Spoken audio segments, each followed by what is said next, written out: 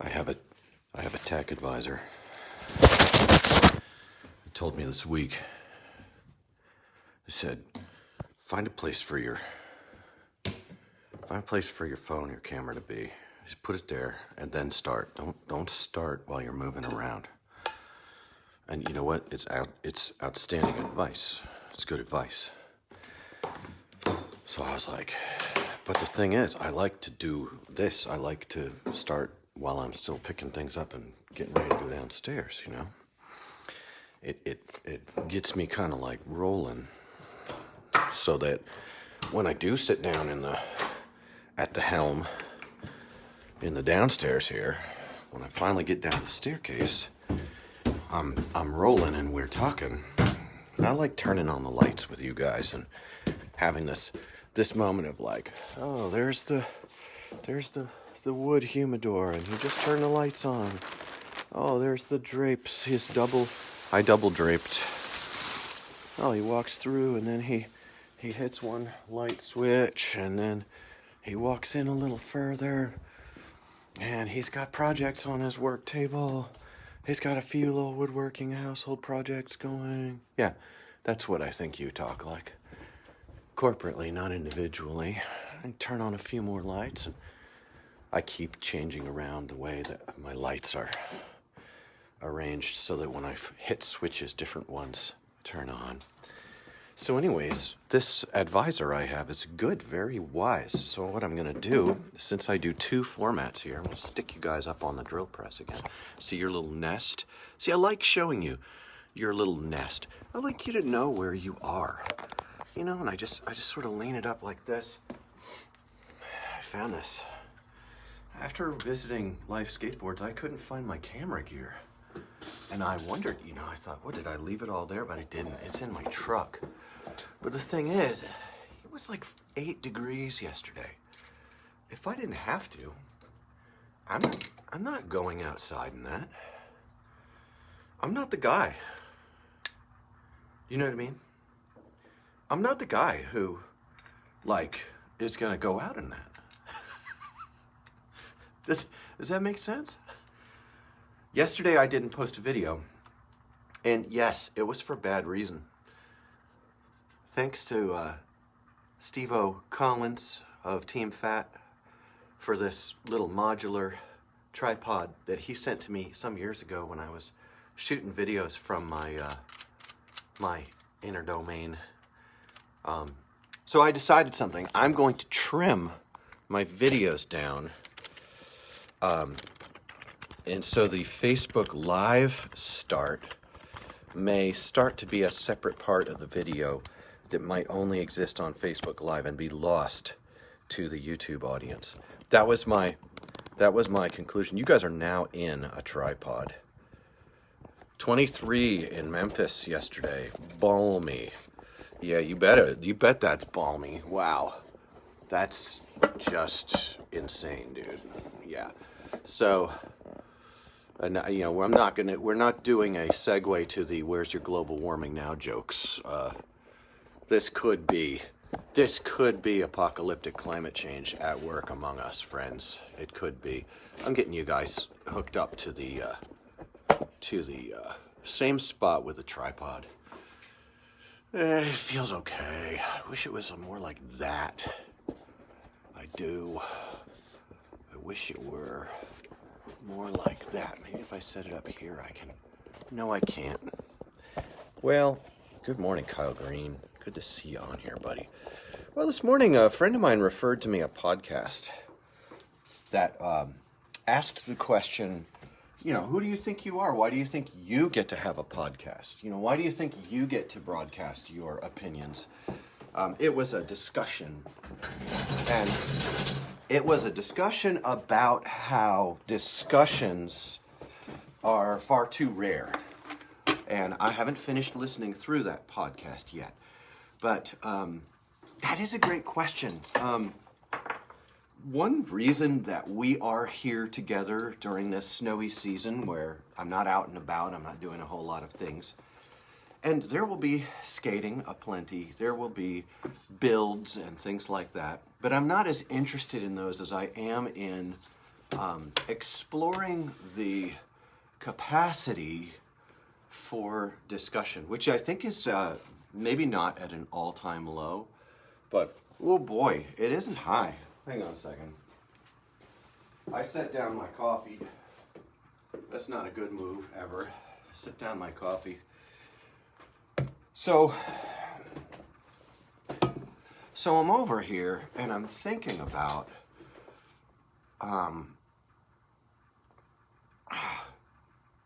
and it gets a little bit bottlenecked. Super cold outside. People have lost jobs. People with jobs are being worked very hard.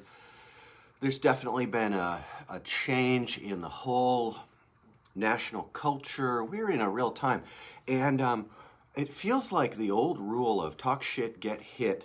I think that I never agreed with that, because usually the people who said talk shit, get hit were the people who were piling up mountains of manure in the living room and making the kids sick. And I just don't accept the rules of our social contracts from people who, and that's a little stuff, like that's just in skateboarding, but now I'm watching my skateboard friends. I'm watching you, my friends. I have remained in Facebook. That's been where I had my start. So already people are beginning to drop comments that are mentioning just scandals and current events that are extremely impactful to very, very many people and will impact national culture. And skateboarders are a cool group, a cool little subgroup, because we're very diverse. Riding a skateboard is fun for everyone. That's controversial. There are many in skateboarding who hold very high influence, who believe skateboarding should not be for everyone. Not everyone should be welcome, and we've covered this a lot of times. But I see Greg Pravasnik on here. Dude, that thing still has not reached me. I'm not worried about it. I think that the carriers just don't want to do packages this week. I didn't know that was a thing. I thought it was neither rain nor snow nor sleet nor dark of night, but it turns out most people haven't shoveled. I live in the city, and you got to shovel your walk. It's the law, and it's very hard. I shoveled my walk. You guys know my back went out around January 1st. And it was because I had broken my ribs. This is very common. You break your ribs, you get your middle back gets messed up, and then your lower back is making up for the twist in your middle back. And if you do, I did a very, very heavy lift. It was a 200-pound lift, carrying something out of a car. It was probably 180 pounds, 250 pounds at the point, and I was sideways and hauling a big crate out of my truck. And with two other people, one of whom not a heavy lifter, other one a real heavy lifter. It was just awkward, and I pulled a muscle. So I got my walk shoveled, but I'm not a little kid anymore. I can't run around shoveling other people's walk and wind up laid up for a month. So I have been able to skate more often. The rehab is going well, the stretching, the exercise. And I've changed my diet again, so I'm looking forward to hopefully, God willing, I'll have a wonderful springtime come out of the box and be able to skate. Ohio is mask neutral. I know that there are, you see, this is the kind of thing where we're what do you call it? We're brittle, we're delicate, we're fragile. If you hear that Ohio is mask neutral, or maybe someone from Florida chimes in and says how great they think it is that Florida has basically no masks and no COVID stuff. See, now we're talking about COVID, which, if I had my druthers, we would never talk about anything but skateboarding. But people are hurting right now, and I thought I would offer my feed and my face up to just discussing how crucial it is that we be strong but civil, that we reach back maybe 2 generations to the rules of engagement, back when you could get just pasted in the face for saying something. I've said a lot of things people want to punch me for. Let me say one again. Question authority, especially douchey retail authority. All right, that's one of them. All right, in skateboarding, you get these douchey retailers who think they run your scene when they're actually here just to sell you the things you need to be your scene. And if your local skate shop is like my friend Floyd, this does not apply. Not douchey. If your local skate shop is a skate shop where, like, I think I've got one near me in Indiana that just wants to sell you the things that you want. I think the Blacklist in Indiana is just a shop that wants to sell you the things you want. Not authority. Not douchey, not authority. But when you get a local skate shop that wants to decide who gets to enjoy skateboarding and who doesn't, and will use defamation or slander or sleight of hand or rumor milling or things like this to try to keep certain people from gaining influence who might just be good people doing good things. Meanwhile, they're covering for some of the worst behavior ever. You know, they're ripe for whatever terrible discovery, you know. Look, question them all. Even the ones you think are the good guys. Good to make sure. And any skate, that's a comment on the feed from Chris Castle. And any skate shop that doesn't allow you to examine and critique them is blowing it. They're not being good. You know, I really mean it. They're not. Look, if you're a skate shop, don't try to run the culture. Serve the culture, right? If you're a skate shop and your sponsored riders are pushing kids around about what brand of pants they're wearing and you sell the right brand, that's dark. That should be talked about. See, now the problem is we live in a world that's way bigger than skateboarding. And the number of things that we actually need to be thinking and talking about is not a small number. It's a large number, dear ones. And the problem is, if we talk and think about things, that it's unavoidable that every one of us is going to be wrong. We're going to make mistakes, and because we're talking about them, those mistakes are going to be relatively public. We haven't learned how to be polite, and we haven't learned how to be wrong and go, I was wrong. I disagree with myself. That was 15 years ago. And stand our ground and continue. People are getting, canceled. People are getting deplatformed. They're being unpersoned. They're being othered.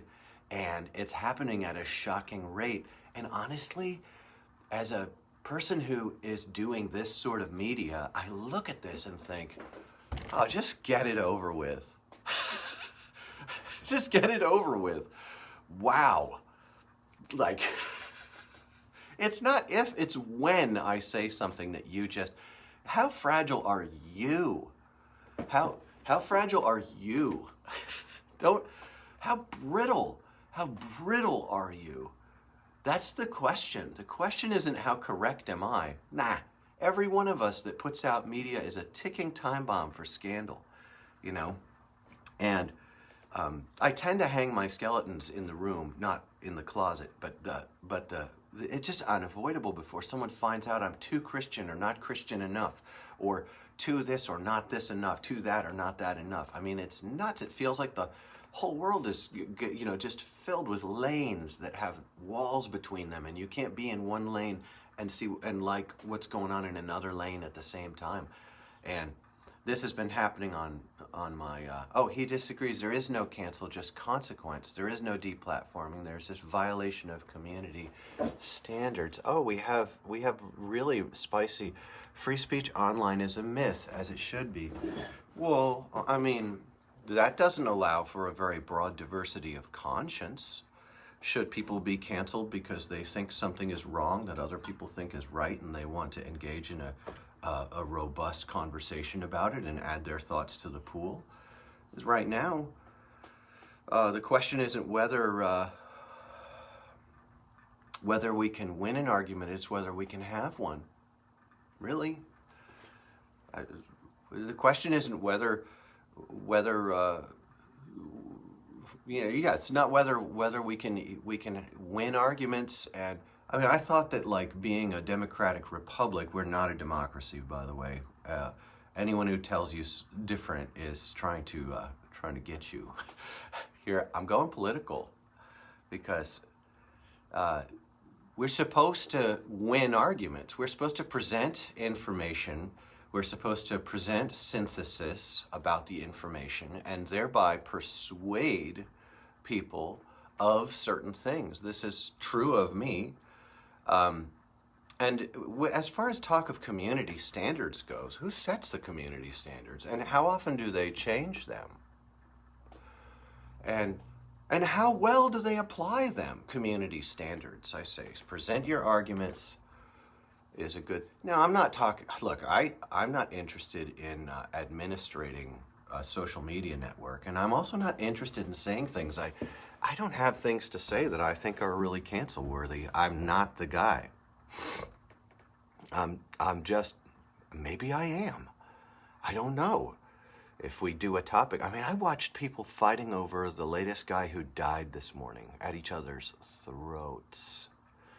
Someone died, they were famous, and yeah, okay, I see people like the community, it's elastic. Look, okay, we have strict rules. I see a lot of stuff here, and I'm like, okay, very hard for someone to know where they stand. That's all right. Not being easy to know where you stand causes you to grow. I make my own media here, and I'm happy to be here. It might not be good to bring up other groups and things in this, because what I do here is often in response to things that I see other places. But if you think that it's because of the place you think it is, you might be wrong. And I'm not painting you with that brush, anyone. But there are simultaneous threads, and I'm quite a lurker out there. I listen more than I talk in social media. And again, it's Facebook, so it's also slowed down for the pace. You know, it's like boomer pace. And moving at boomer speed on Facebook, I can see we are a very volatile, brittle, fragile, divided, and angry people. And I can accept that. You know, I can deal with that. I mean, I remember back when I argued once that Mongo pushing was not only not a big deal, but was a good litmus test to see whose minds were narrowed by skateboardings and whose were broadened. And that was like fighting words back in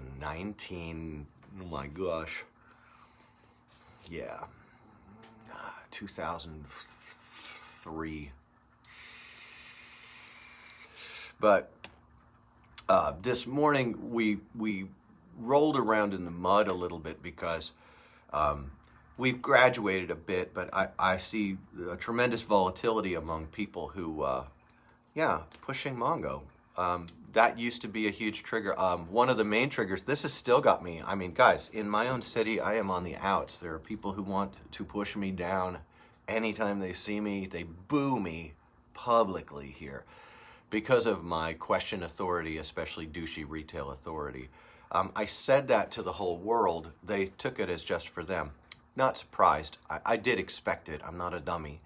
And they also, here in Cincinnati, have embodied, all you need to do is go watch James Kelch's Epically Later to get a real feel for like the vibe of the people who run the scene of Cincinnati. That's the group that gave us the next 2 decades of skate shop, because they've got a real strong. Anytime another skate shop opens up, they open up another one next to it, run it out of business.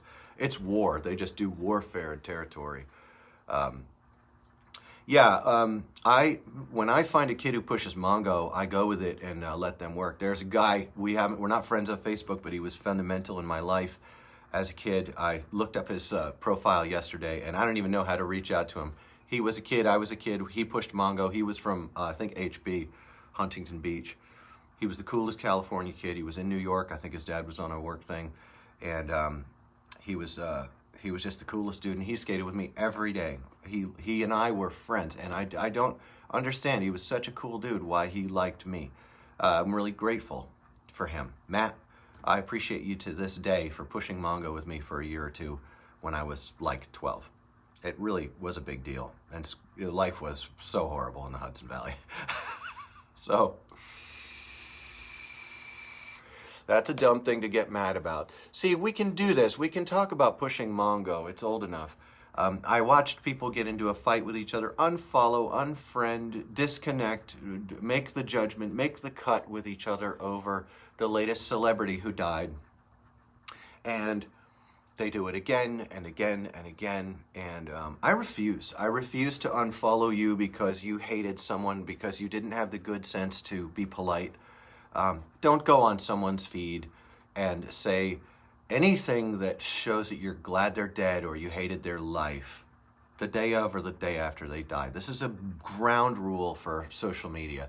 Keep your opinions about the dead to yourself for at least a week.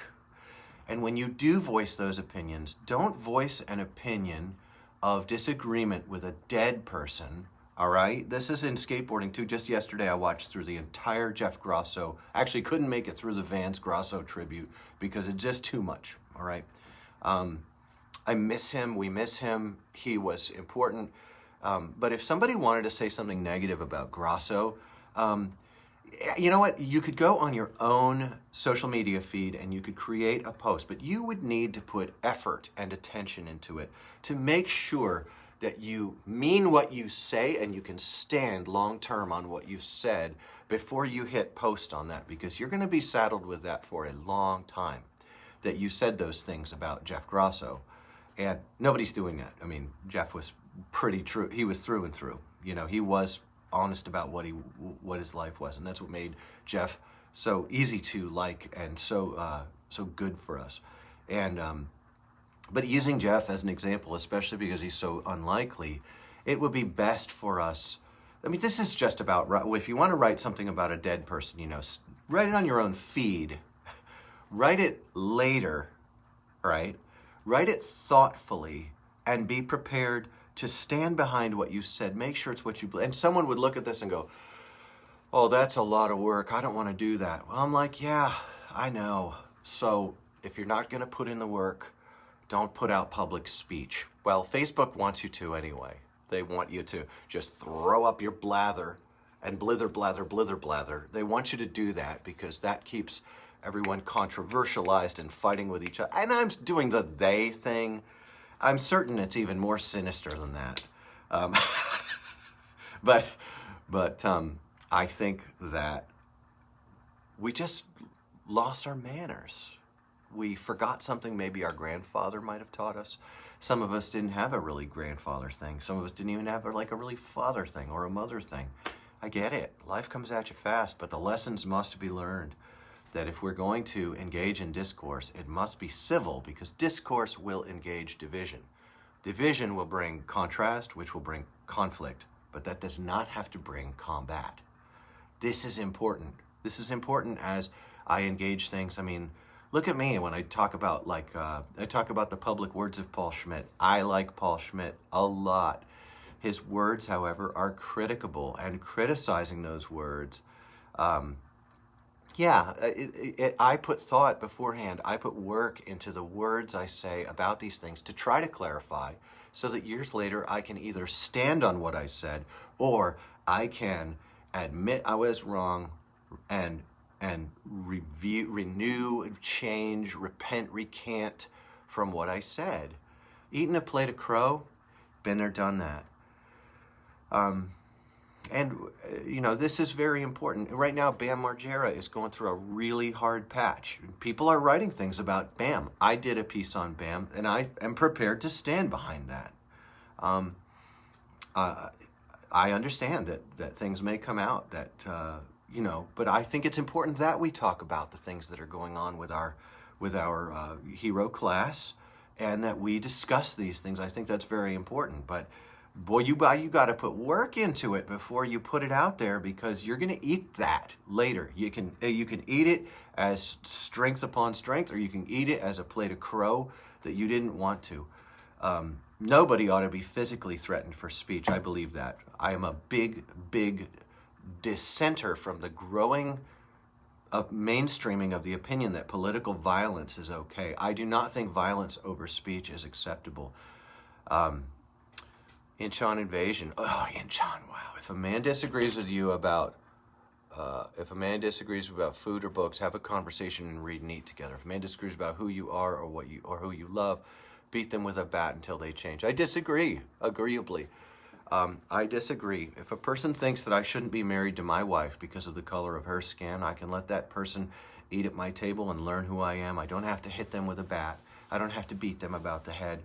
I don't have to organize anything against them. I can love them and love my enemy, and nothing can take away from me the ability to share love, grace, acceptance, kindness with those who hate me at the existential level. I do not agree with punching anyone. I don't agree with it. I will never agree with it. Yeah, he was a hard man. Yes, I agree. That was a hard man. He must have done a lot of prison time because there must have been many, many people that by that rule he had to beat. That is not a rule I can live by or receive without critique. I do not agree with punching each other over ideas, thoughts, and words. I do not. And for saying this, I know this because having said it before, I know that for saying that, they may not come on here because I think they already don't like me, and that's fine. I do not exist for being liked. But for saying that, it is very likely I will be called some sort of enabler, sympathizer, pick your poison. I cannot afford to care about that.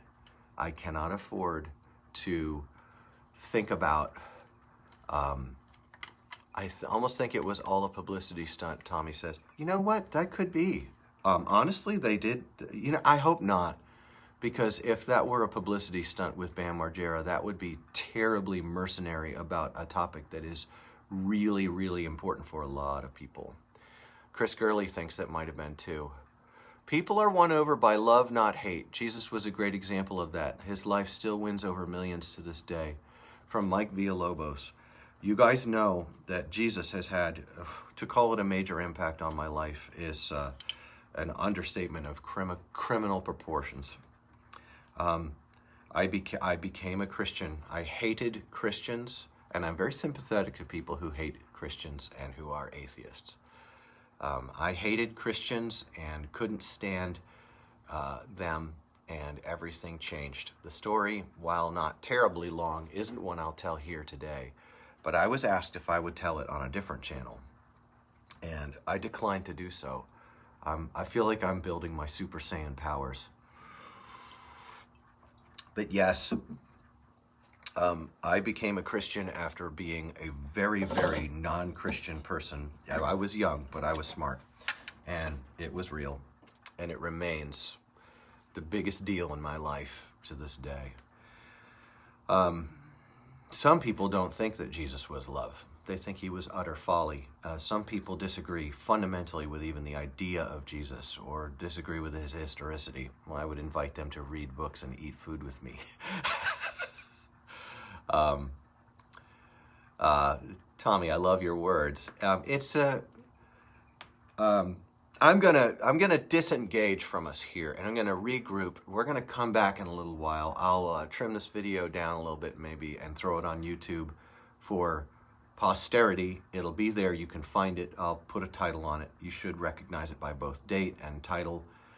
But I wonder where we are in our history as people. Skateboarding is a good microcosmic approach where we have diverse people coming together. I think we agree with each other more than we actually do. And there will be a big, important thing for every one of us to decide whether we want to punch people or eat and read with people. I think the eating and reading, I think what Brian shared is so good that if you disagree with someone about books and ideas, then eat and read with them. And I think largely, I like that. I think we should eat and read. Doesn't help the anti-intellectualism that was inculcated into the skateboarding population, mostly male, mostly young, almost all athletic. It does not help, and I hope we continue to unravel that I think this is me trying to do that. Chris Gurley disagrees with the big poo pipe right over my head. I have great news. This is actually this is the vent pipe. No, this is the intake pipe for my boiler. Not a poo pipe. This is an intake pipe for my boiler. I think I'm gonna write that backward and hang it on there with a piece of wood so that everyone knows it's not a poo pipe. All right, friends. I'll be back later today and I'll talk a little bit more about what and why.